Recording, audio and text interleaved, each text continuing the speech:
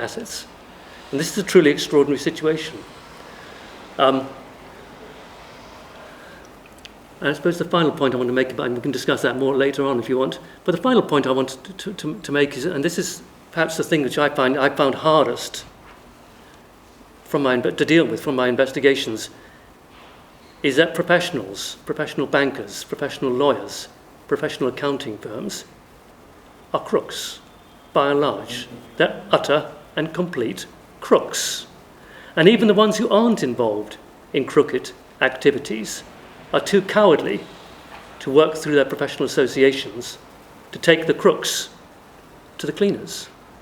So no one dares raise the flag and start shouting about the fact that, for example, let's take the LIBOR issue as an example. It was well known the market was being rigged. It's been known for years and years and years it was being rigged. Why were the bankers who were concerned about this not prepared to stand up and do something about it? And I think it's largely because if you work within the city, and as I have done and talked to these people, you'll find that most of them are deeply cowardly. Deeply cowardly because they love the money. They can't walk away from the money.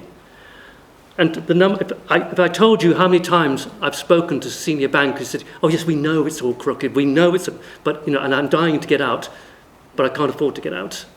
But once I get out, once I leave with my fortune, at that time I'll start campaigning against it."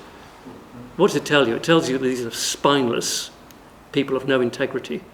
But unfortunately, the same applies to the professional associations, the banking associations, the law associations, and the accounting associations. Needless to say, the appalling consequence of this is rising inequality. And Thomas Piketty shows the consequence in his book, which I hope you've all read, but if you haven't, do read it. It's a very important book because it shows the long-term historic trend. If you look at this graph, you see how the tax policies of the kind of period through when income tax was introduced and capital tax, gains taxes were introduced through to the 1970s, helped to bring inequality down quite dramatically.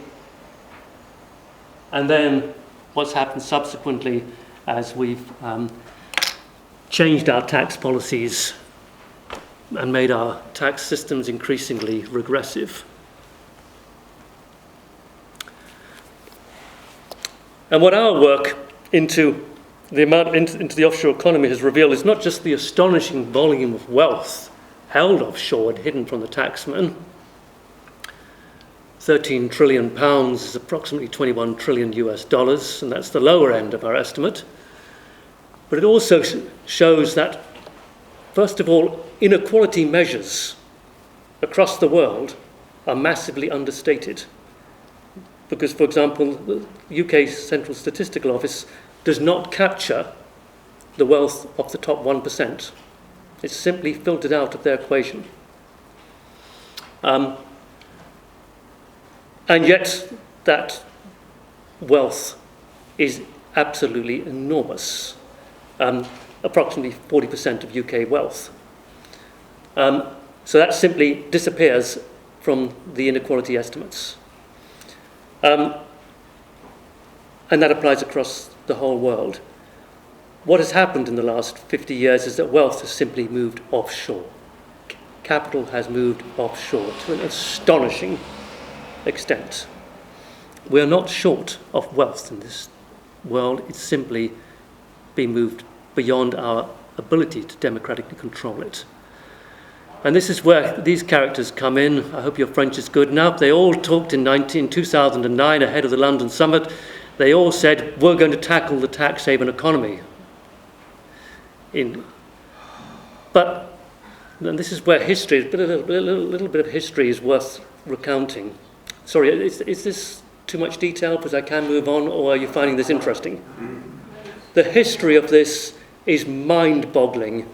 What can one say? Because they were talking about this at the League of Nations in the 1920s and the 1930s. How can we tax capital effectively? How can we tax multinational companies? At that time, within the imperial structures.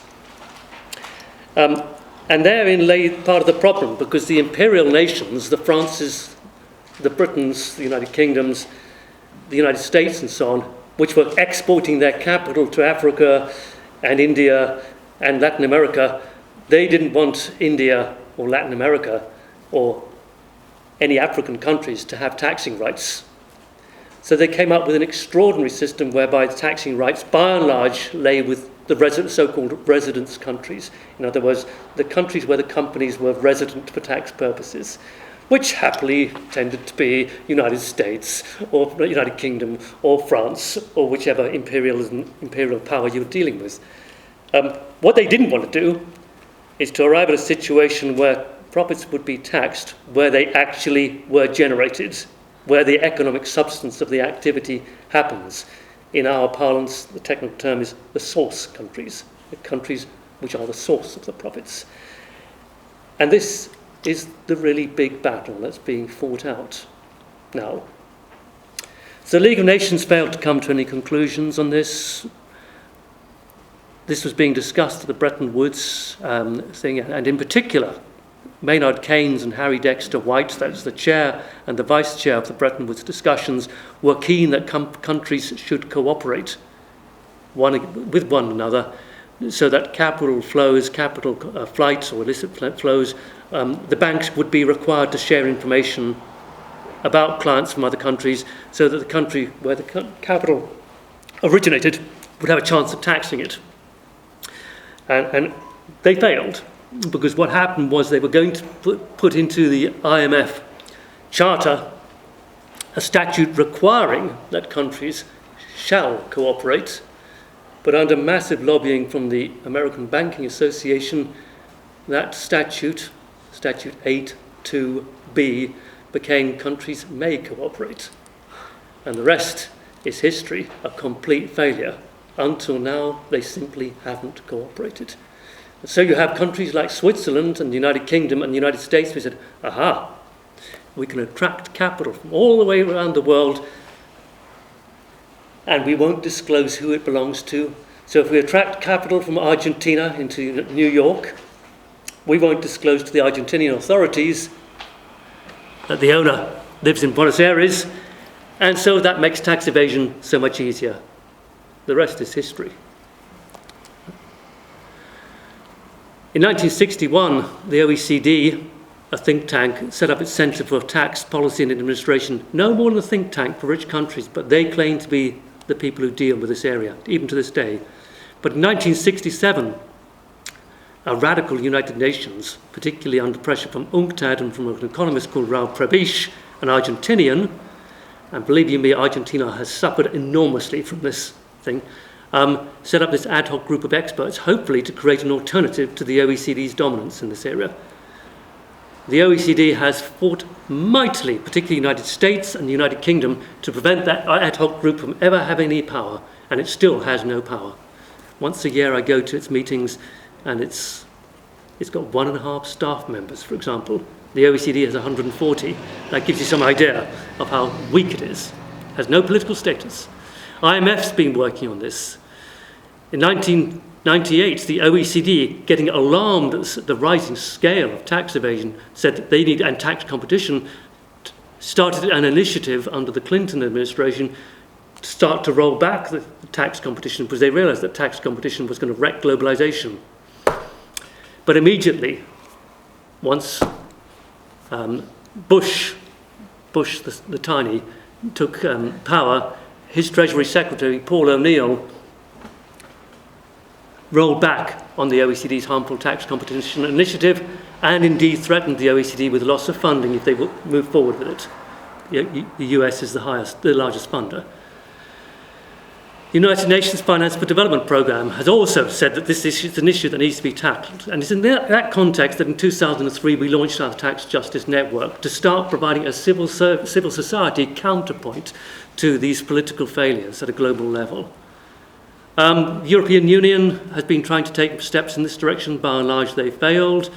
The US has taken unilateral steps, some of which are now beginning to have some impact, helping the US, but not other countries.